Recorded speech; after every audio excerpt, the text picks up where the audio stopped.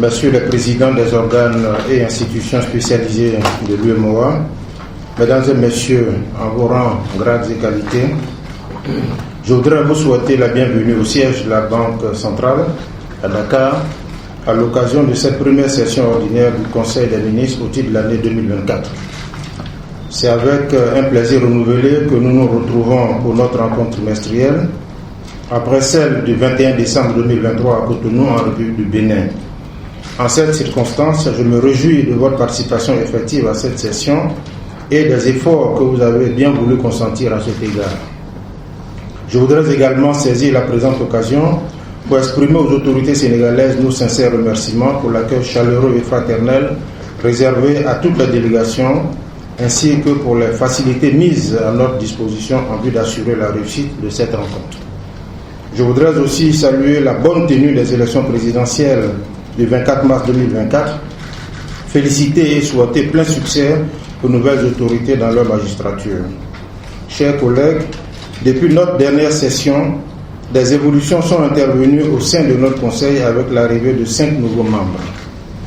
Au titre de Burkina Faso, Madame Stella Eldine Kaboré, ministre déléguée auprès du ministre des Affaires étrangères, la coopération régionale des Burkinabés de l'extérieur, chargée de la coopération régionale, est désignée comme second représentant en remplacement de M. Karamoko Jean-Marie Traoré.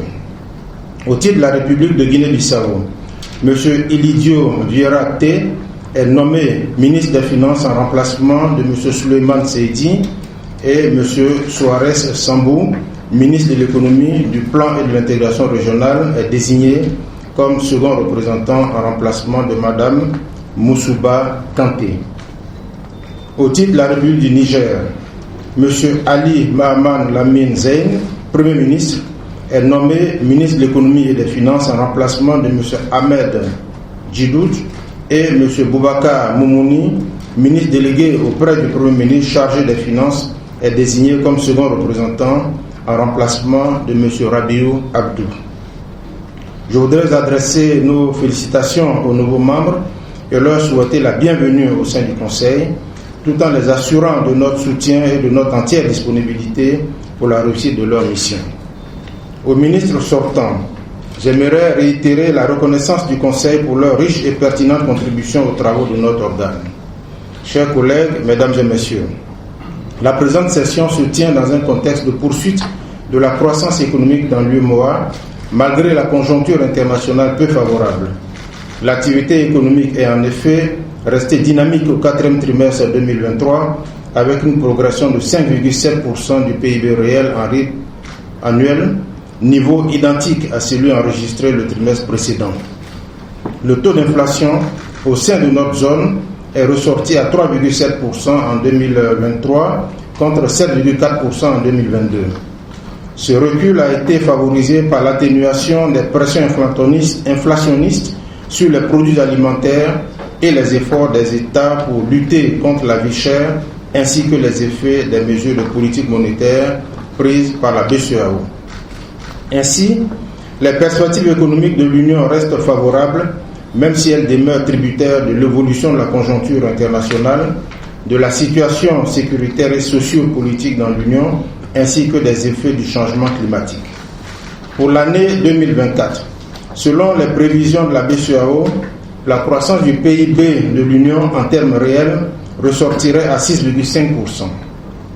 Cette accélération serait notamment impulsée par la bonne tenue des productions extractives et manufacturières. Au regard de ce qui précède, je voudrais saluer les résultats et perspectives encourageants dans notre zone et renouveler nos félicitations au président de la commission de l'UEMOA, au gouverneur de la BCEAO, au président de la BOAD ainsi qu'au président de l'AMF-UEMOA, dont les efforts concourent à l'optimisation des stratégies mises en œuvre pour la consolidation de nos économies. J'associe à ces félicitations l'ensemble des équipes à nos côtés, dont la perspicacité et les efforts contribuent à relever les défis de renforcement de nos économies et de l'intégration régionale en vue de l'amélioration des conditions de vie de nos populations.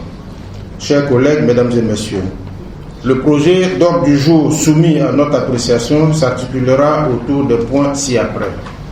Au titre de la BCEAO, nous procéderons à l'examen du rapport sur la situation économique et monétaire de l'UEMOA au 31 décembre 2023. Ensuite, il sera soumis à notre appréciation le projet de décision fixant les montants seuils complémentaires pour la mise en œuvre de la loi uniforme relative à la lutte contre le blanchiment des capitaux, le financement du terrorisme et de la prolifération des armes de destruction massive dans les États membres de l'UEMOA. Ce point avait déjà fait l'objet d'examen lors de notre dernière session. En outre, nous examinerons la demande de dérogation pour la modification des articles 3 et 24 du projet de loi uniforme relative à la répression du faux monnayage et des autres atteintes aux signes monétaires dans les États membres de l'UEMOA introduites par la République du Bénin. De même, un projet de nomination du représentant de la Guinée-Bissau au sein du comité de politique monétaire de la BCEAO en application des articles 67 et suivants des statuts est soumis à notre appréciation. Enfin, nous serons invités à exprimer notre opinion sur les comptes de la BCEAO pour l'exercice 2023 et l'affectation des résultats financiers. Au titre de la commission bancaire de l'UEMOA, nous procéderons à l'application des dispositions des articles 5 et 8 de l'annexe à la convention régissant la commission bancaire de l'UEMOA relative au renouvellement du mandat des membres du collège de résolution de la commission bancaire. S'agissant de la BOAD, les comptes annuels pour l'exercice clos le 31 décembre 2023 seront soumis à notre examen. En ce qui concerne la commission de l'UEMOA, nous examinerons la situation du prélèvement communautaire de solidarité. Au titre de l'autorité des marchés financiers, les projets de décision relatifs à la désignation des représentants des États membres de l'Union dans les conseils d'administration de la Bourse régionale des valeurs mobilières et du dépositaire central Banque de règlement sont soumis à notre appréciation en vue de leur adoption. En outre, nous examinerons les conclusions des travaux de la réforme institutionnelle et organisationnelle de l'AMF-UEMOA ainsi que le projet du budget de l'AMF-UEMOA au titre de l'exercice 2024. Enfin, nous procéderons à l'application de l'article 5 de l'annexe à la convention régissant l'AMF-UEMOA. Chers collègues, comme à l'accoutumée, je sais pouvoir compter sur votre disponibilité pour un examen minutieux des points qui nous sont soumis. Aussi, je voudrais réitérer mes remerciements aux organes et institutions de l'Union pour les commodités de travail mises à notre disposition. Mesdames et Messieurs les membres du Conseil, avant de clore mon propos, je voudrais exprimer à son Excellence M. Macky Sall, président de la République du Sénégal, dont le mandat s'achève le 2 avril 2024, les vifs remerciements de notre Conseil, ainsi que de l'ensemble des organes et institutions de l'UEMOA pour son soutien indéfectible à la bonne marche de notre Union durant les 12 années de son magistère. Comme vous le savez, le Sénégal, pays qui abrite le siège de notre Institut des missions communs et nous accueille pour la présente session, a toujours joué sous le leadership éclairé de ses différents chefs d'État, aux côtés de leurs pairs membres de la conférence des chefs d'État et de gouvernement de l'Union, un rôle important dans le processus d'intégration économique et monétaire de notre zone. Qu'il me soit permis en particulier de magnifier l'action du président Macky Sall à la présidence du comité de haut niveau sur la mise en œuvre de la politique commune de l'UEMOA dans le domaine de la paix et de la sécurité pendant une dizaine d'années.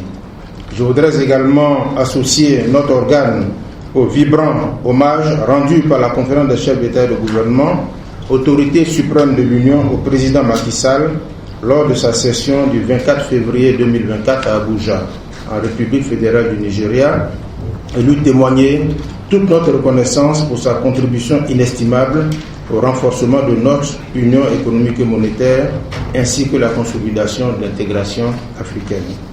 Au total, il me paraît important de saluer l'ensemble de l'œuvre de cet homme d'État exceptionnel qui a permis de consolider les acquis du Sénégal en matière de développement économique et social et de stabilité politique. Enfin, je voudrais saisir la tribune offerte par la présente session pour adresser en mon nom propre celui du Conseil des ministres et de l'ensemble des organes et institutions de l'Union, nos vives et chaleureuses félicitations au président Bassirou Diomaye Diakhar Faye à la suite de son élection à la tête du Sénégal. Je formule à son endroit des vœux de plein succès dans sa fonction suprême au service du Sénégal et de notre Union économique et monétaire. Des voix plus autorisées, notamment celles des membres de la conférence des chefs d'État et de gouvernement, exprimeront au nouveau président de la République du Sénégal leurs félicitations et la disponibilité des organes et institutions de l'Union à poursuivre avec lui la consolidation de l'idéal communautaire au sein de notre espace ouest-africain. Sur ces mots, je déclare ouverte la présente session ordinaire du Conseil des ministres de l'Union. Vive l'Union, vive le processus d'intégration régionale. Je vous remercie de votre aimable attention.